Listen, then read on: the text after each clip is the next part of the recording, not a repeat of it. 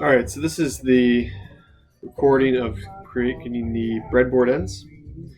So breadboard ends, what we're going to do is we're going to cut a sort of tongue and groove here.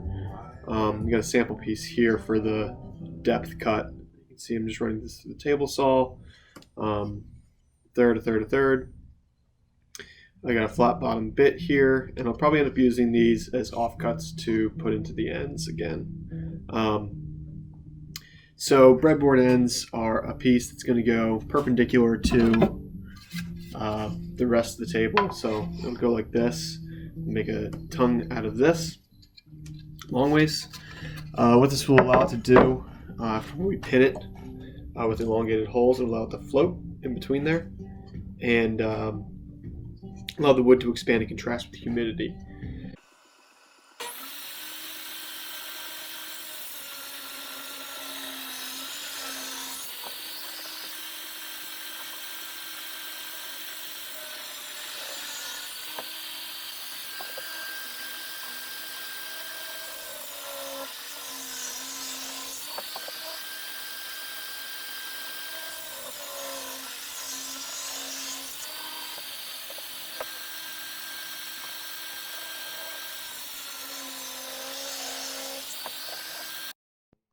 Alright, so I finished my test cuts here. So what we're going to be doing is trying to make this little shoulder here, trying to make this nice and flat using a guide, circular saw, some squares.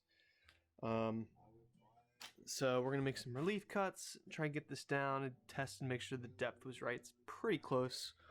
Try and clean up the rest later. So let me get the camera set up and we'll make the rest of these cuts. Alright, so we got all our cuts finished. So nice and thin through here. It looks pretty good. I'm going to vacuum this up and get this rail off, and then we get the chiseling.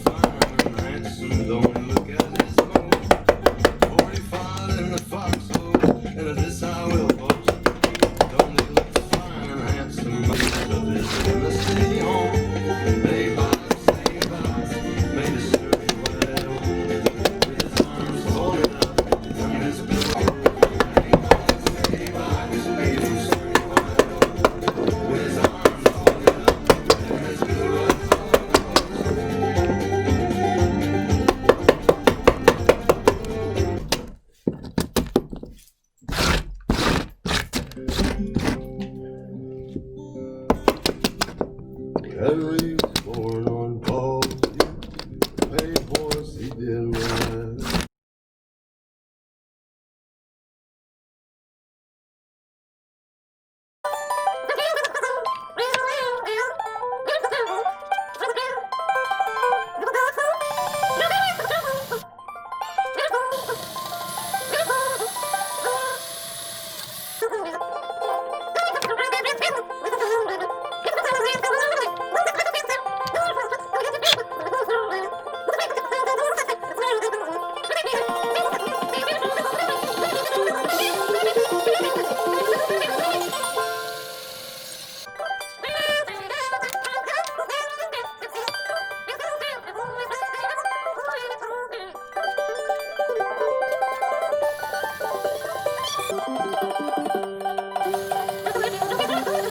Alright, try and give you guys a better angle here. So got all of these cut.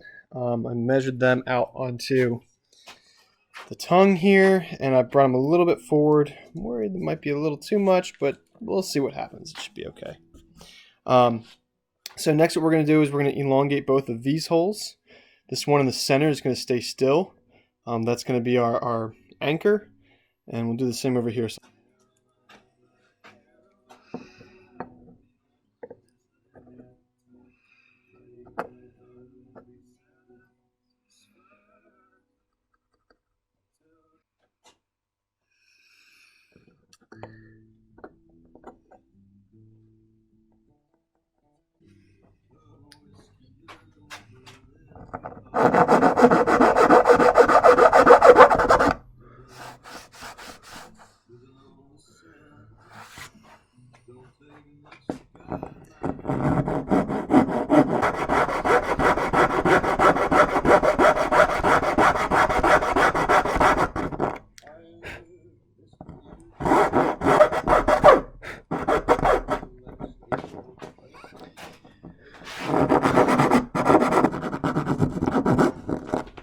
Hey, buddy.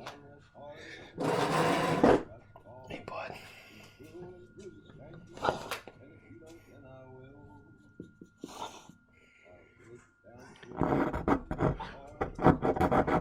Got these spacers glued up into the breadboard ends. We'll trim those flush later. Just sort of letting those dry right now. I've got the elongated holes in here in the breadboard, so hopefully that should be good there. They're not perfect, but that's okay. Next thing we're going to do is we're going to be taking about 3 inches off of the end here. So that's why we're putting those spacers in there to sort of fill in that gap and make some room for them here.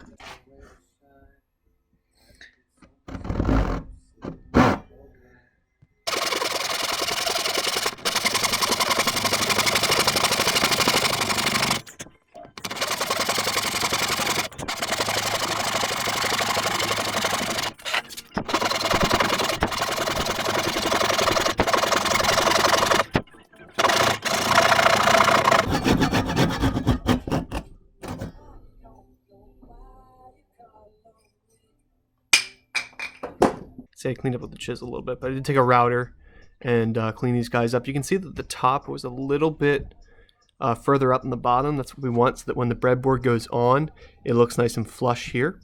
We don't really care about the bottom because we'll be doing a chamfer there on the bottom. A little angle off, so you really won't see that difference. And it'll give it a nice clean look. And alright, so now the moment we've been waiting for. Got some dowels here that are oak, should hold it pretty tight. Everything's ready to go here. Make sure I've got the right side.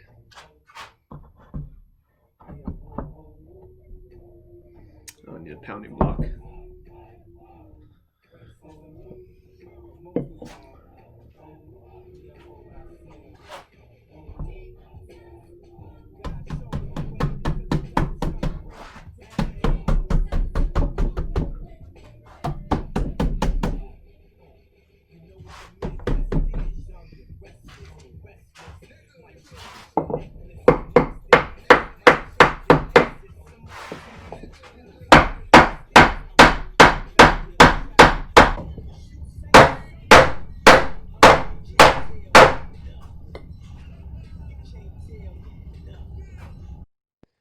Alright, so I got these guys pinned. They came up pretty good. The seam looks nice and tight.